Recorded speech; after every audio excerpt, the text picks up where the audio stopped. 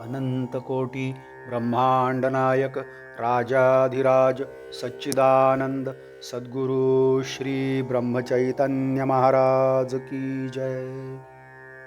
श्रीराम समर्थ. 11 जानेवारी. नामाचे सूक्ष्म स्वरूप. नुसते राम राम म्हणून राम कसा भेटेल हा प्रश्न माणूस सहजच विचारतो आणि त्याला दाखला म्हणून म्हणतो की समजा एखादा मनुष्य नोकरी नोकरी असा जप करीत खोलीत बसला तर त्याला नोकरी मिळणे शक्य आहे का?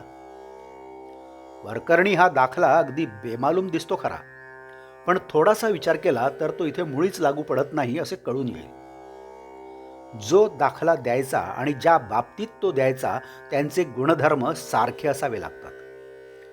रामनाम आणि नोकरी यांचे परिणाम एकमेकांविरुद्ध आहेत. राम राम म्हणण्याचा शेवट रामप्राप्तीत म्हणजे स्वतःच्या विस्मरणात होत असतो, म्हणजे देहबुद्धीतून देहाच्या पलीकडे जाणे, म्हणजे स्थूलातून सूक्ष्माच्या पलीकडे जाणे हा राम राम म्हणण्याचा परिणाम.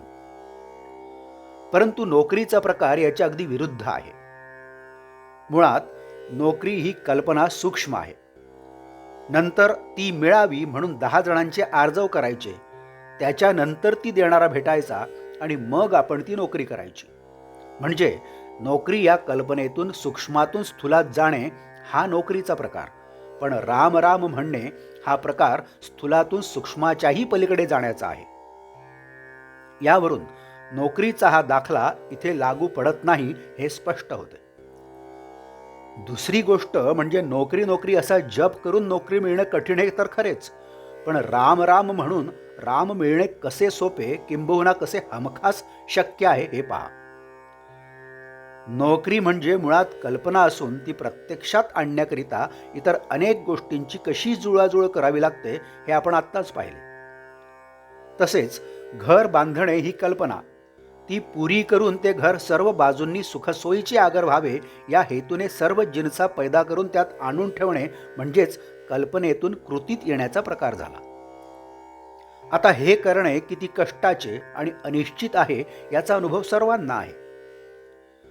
राम राम म्हणण्याचे उद्दिष्ट स्थूलातून सूक्ष्माच्या पलीकडे जाणे हे आहे, म्हणजेच अगदी सर्व बाजूंनी परिपूर्ण आणि भरलेले घर एक एक वस्तू फेकून देऊन रिकामे करण्यासारखे आहे. ही गोष्ट करण्याची इच्छा असल्यास कोणालाही सहज होण्यासारखी आहे. तेव्हा नोकरी नोकरी म्हणून नोकरी मिळणे जितके कठीण, तितकेच राम राम म्हणून राम मिळणे निश्चित आहे. सबब राम राम म्हणून राम कसा भेटेल अशी शंका न घेता राम राम जपावे. मनाच्या सर्व दुःखाला कारण देहबुद्धी आहे. ती जायला उपाय एकच, प्रेमाने भगवंताचे नामस्मरण करावे. त्याच्या योगाने सर्व मल जाईल. नामस्मरणच रामाची गाठ घालून देईल. चित्तात तशी तळमळ मात्र पाहिजे. मीपणा टाकावा आणि परमात्म्याचे होऊन राहावे. आजचे बोधवाक्य. जो नाम घेतो त्याला देहाच्या सुखदुःखाची जाणीव राहणार नाही, तो आनंदात राहील. जानकी जीवन स्मरण. जय जय राम. नमस्कार.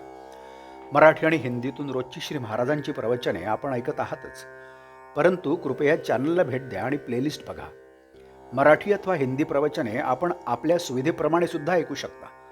मी परत एकदा आपणाला विनंती करतो की चॅनलला सबस्क्राईब करा, शेअर करा, लाईक करा, कमेंट्स द्या.